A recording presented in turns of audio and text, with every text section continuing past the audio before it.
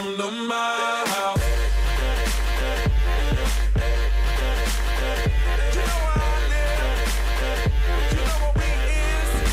What is good, guys? This is your boy Ty here, back again with another budget deck profile, and that's right, we got your boy Minoru. Is it Minoru? Minoru Mineta. Well, I just say Mineta anyway. I don't ever say a lot of their first names. A lot of people don't, but it's okay. This deck is really interesting. But before we get into the deck profile, make sure if you have not subscribe to the channel yet, make sure you do. Click your notifications on so that way you can be up to date when I release new content. I am also in the midst of building my Patreon. My Patreon's almost done, so when that is official, it will be launching in the next week or so, maybe sooner, if I can get everything dealt with, and you'll be able to come and support even more and get involved where I have special things for you guys. But before we even get into that, this channel is also sponsored by Men and Nails. That's right, Men and Nails. So the cool thing about this is, first off, it's very essential to take care of your nails. I take care of my nails for the most part, you know, when I'm on camera and everything else. Handling all my cards and stuff, I don't usually want to get them dirty and everything, you know, because you a lot of times we can accidentally get dirty them or even bend them or scratch them, and it's sometimes because of our nails we go to pick stuff out of the sleeves and everything. But what's cool about this, I use Men and Nails for all the grooming kits and everything. It's so good for when I'm traveling and playing in tournaments. I'm on stream. A lot of us are on stream and stuff, and our hands are always being seen. And you know, well, there's little minor details sometimes. It shouldn't matter, but hey, it's always good to keep yourself clean and keeping your hygiene up. Use this code Ty's House of Cards. Go check out menandnails.com, www.menandnails.com. That's www.menandnails.com. You use the Ty's House of Cards code to get 10% off. It will help support your boy and this channel. All right, definitely check it out. I mean, it's really cool. It's a really neat little kit and everything. So go and check it out. They also have like tutorials on if you just don't know how to take care of your nails or manage yourself in that way. They have tutorial kits and everything just to help you out. So now that we got all that out the way, let's get into the deck profile. So we got Mineta. This is Mineta version 2. Mineta is a very interesting character. He's very controlling. He controls your board. He does a lot of really weird, wacky things. They're very easy to pilot too, for the most part. As you see with the deck profile, it's going to be pretty easy. One thing about these deck profiles that if you're new to the channel and don't know, I don't usually use too many rares. I use just commons and uncommons mostly, just so that way if you're new and you just want to try to get in, just to get understanding how the deck works, how the game works, how a character moves, I put in the most easiest way to build up and function as properly as easy as possible for you to pilot. And Mineta is one of those characters that allows you to do that. So just to get started real quick, he has a once per turn enhance, and once per turn meaning you can do it either during your turn and your opponent's or your rival's turn. It says your rival adds one foundation from their stage to their card pool. If it is your rival's turn, you may build they may build the top card of their deck face down. And it says may, so they could build in a card and just forget it. You're like, you don't have to remind them. It says they may, but if you can read out at least the effect out loud, like, hey, you may build the top card of your deck.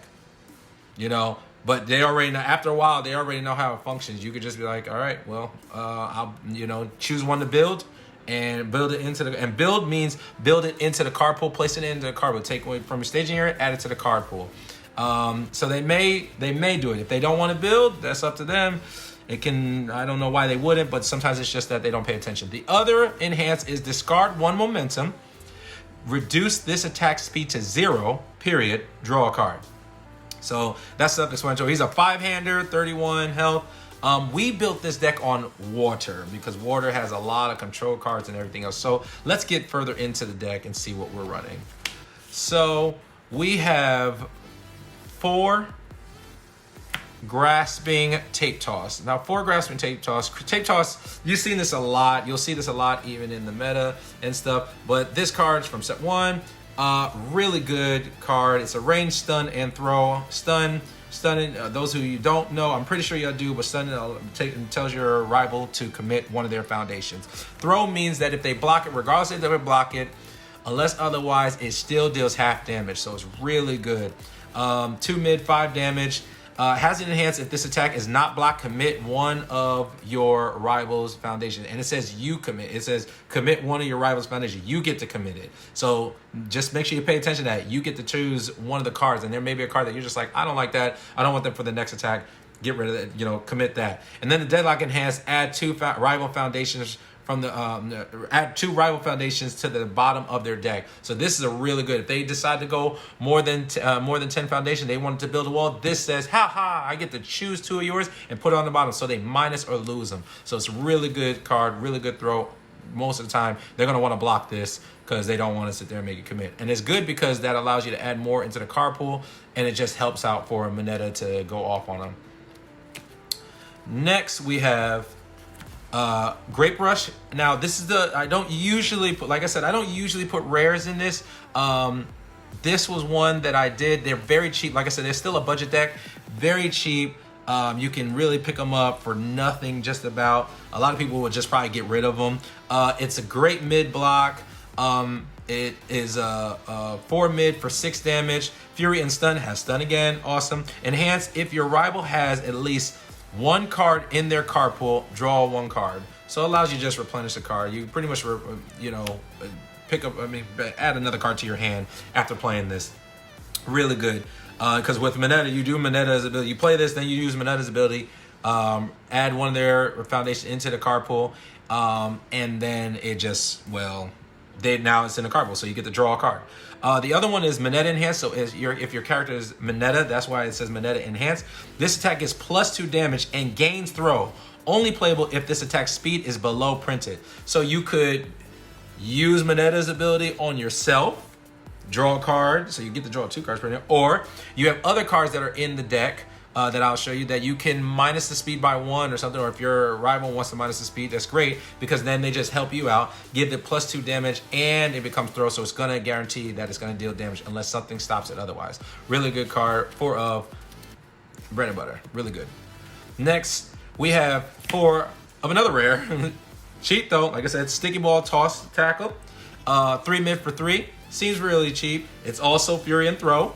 As you can notice there, everything is going to try to deal damage as much as possible. Just chip away at your opponent, at your rival. So, enhance. This attack gets +1 damage for each card in your rival's card pool. So it's really good because, like, if you just had 2 or 3, if they've been blocking, so they had 1 into the card pool because of what you did with Mineta, and then they have another card pool, a card in the card pool because of maybe a throw or something that makes them put another card. Like sometimes you're gonna have cards in it that says, I don't want this to hit. So it's going to force your rival to block, which then this is cool because then it makes it go, all right, cool. You got 2 into the card pool. I'm going to give it +2 damage, so it's a 3 mid for 5, just chipping away. Then you have enhanced lose 2 health. If this attack is not blocked, your rival commits 2 foundations. So this is good too because now, once again, you put your rival into a situation where, do I want to block? It's really annoying. It gets really bad after a while. Next we have Eat My Sticky Balls. A lot of y'all have already seen it. Got a great high block. It's a 1 high block. 4 high for 4. Fury and range. Does not have throw, but that's not the point. It says enhance. If this attack is not blocked, add the top card of your rival's discard pile to a card pool. Add the top card of your rival's discard pile to their card pool face up. This is great because it says block me. You better block me. Oh, well, you don't want to block me? Cool. Still add something into the card pool. So this is really nuts too. So you just keep going. You're like, oh, Mineta, this, do they want to block it? Oh, they don't block it? Doesn't matter. Block it or not, something's coming into the card pool. So it's really nuts. It really just keeps filling their card pool, and it's just making them harder and harder to block. Lastly, we have Tape Stream Jab. Tape Stream Jab, 3 mid for 4, punch range. Enhance your rival as the top card of their discard pile to their card pool. Self-explanatory. Same thing. If you notice, the same thematic thing, adding stuff into the card pool so you can just go at your rival the best way. It makes it just harder for them to even block it. And then if a card has left your rival's card pool this combat phase, change the zone of this attack. Simple. If there's somehow they got rid of that card out of that card, because there are cards in the game that do allow your rival to kick stuff out of the card pool. So if it has, this just goes off and you get to change to any zone you want. Moving to the foundations. 4, Creepy Realization. Creepy Realization is very, very good. A lot of people hate this card, and for a reason of just being able to, whether it helps you survive or it just helps kill your rival. The ability says commit, this attack gets +1 or -1 damage for each card in your rival's card pool. So great card on offense and defense. Defense, obviously, every little bit of damage counts, every little less damage counts. So if you see that you stuffed it with their card pool and then they added something, they go to play something else and then play something else, and they got about 3 attacks in, 3 cards in their card pool, you can commit this and be like -3 damage to the to that attack right there. So it just keeps generating stuff. And then on offense, if you're filling your rival's card pool up, guess what? Just makes it easier. So when you go for the kill and you got one of those throws that's like, oh, I just need a couple of more extra damage, I'm gonna do this, give it +3 damage, +4 damage, whatever. And there are some really killer cards that you can add to this that really makes it insane. But we won't talk about that right now. You'll be able to just look it up. This is just to introduce you. I don't want you to get too confused. So 4 of those, Game Ender. Another rare, but like I said, very cheap. Sticky Balls. Unique. Those of you who do not know what unique means, unique is that you can only have 1 copy of this card out there in the staging area. If you do happen to bring out another one and it gets played, one of these have to get destroyed. So little trick things that people do is, if this is committed and I somehow built this and built it down, I can destroy this one and now I have a readied one. But anyways, 2 of these, and it says enhance flip, add the top card of your rival's discard pile to the card pool. Once again, you already know this just fuels it, whether slowing your rival down or just putting it in a predicament where they cannot block your attacks anymore. Also commit, this non-range attack gets -4 speed. Great for defense as well. You're gonna have a lot of defense to be able to block stuff. It's really crazy. It's really good. Nextly, we have 2 walkling, self-explanatory. Says enhance flip, this attack, if this attack is blocked, it deals no damage. So this pretty much is the thing that can stop you from taking damage from throws, or any card that you feel like, man, I don't have the zone for it. I don't have, it's a high attack that they're throwing, I only have a mid. Well, this just says flip this, and then I'll be able to block with the mid on a partial, but instead of being a partial, it will say no damage. No matter what, it will deal no damage. So really good card. Have this frozen at 1. This is if somehow it's kind of getting to a later game and you just want to put your rival in a predicament where it's even harder after already stuffing their card pool. This pretty much goes, hey, I'm gonna destroy this foundation, cause you to commit one of your foundations. Then next attack, I'm gonna destroy another one, make you commit a foundation. So they're gonna have cards that are being committed and cards in their card pool. It is very annoying. I'm telling you right now, this card helps win games. Next, we have 4, Graceful Maneuver. You'll be seeing this card be playing a lot more, especially for defense. It really, really helps survivability wise. Adding cards in the card pool and everything else. If you've been blocking, right, and then you're just trying to figure out, I'm trying to see how I can lessen the opportunity for them to be able to hit me. I want to be able to block it more. Every card that's in your card, this card says enhance commit. This attack gets -2 speed, and then it loses 1 speed for every card in your card pool. So it really helps you out, and just mitigates the cards that are in your card pool, what you were blocking with.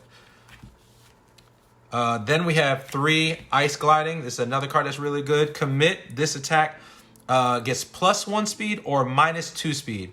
If it is blocked, the next attack gets +1 or -1 speed. So you get to choose which one. A lot of people use this for defense, really good, honestly. But if you just need an extra speed to kill your rival, sure, give it a +1 speed. And then if it's blocked, your next one gets +1 speed. But I usually use it for defense, really good. It's a very defensive control deck, so. Coming to the last few cards, we have Struggling with Studies. This is really good card. It's really a spam and everything. Enhanced flip. If this is your rival's 3rd or greater attack this combat phase, add 1 card from your card pool to your hand. So this pretty much allows you to pick up a card that you may have used for a block. if it's their third or greater attack that they played, allows you to pick up a card, pick it up from your card pool, and use it again if you want. So this card is really good. You just flip it and you do it. Then it also says response. Before one of your foundations would be flipped due to your rival's flip this foundation instead. So this protects your card. If they are able to target flip something, this allows you to go, this one's flipped instead. So you don't get to flip my stuff. Then we have 4 tape self-explanatory. A lot of y'all have already seen my decks. If you have seen a lot of my other budget decks, I use this a lot in quite a good bit of decks. It's just really, really good. It's solid. We do, I believe, have a lot of mid blocks. This allows you to change the attack to a mid block, or change it to a mid attack zone. And then if it's already a mid, you can flip this also to give it -2 speed to lessen it and be able to block it. So self-explanatory, really good. Then we have surviving the final. This is pretty just simple. Once per turn, this attack gets -1 speed. So you use it on your turn for that one Mineta attack, that rare attack that I told you about. And then you also have it to where you just need just a little bit of minus speed. You don't want to use Mineta's ability just yet, and you just need to kind of lessen stuff even sooner. Then you use this, lessens it, and you're able to make sure you get a better way to block there. And then finally, we have Desperate Times. Desperate Times is really good because there are cards or characters that are able to draw, or cards that are able to draw. This card specifically says flip after your rival draws any number of cards during the combat phase, they commit 1 foundation. Really good. You just flip this and make them commit. So on your rival's turn. So it just puts them at a disadvantage for when you go for the kill. And I tell you, it just hurts. And there you have it, guys. That is the Mineta version 2 deck. I'm telling you, you will enjoy it. It's pretty easy. People who are fighting against you, especially if they're new, if they're not too familiar with the game, they may have an unfun time. But for the most part, it's just to kind of get you understanding about how the decks work and stuff, so you can enjoy the game. And if you want it ready to take it to the next phase, then go ahead and you'll be able to look at cards and everything else.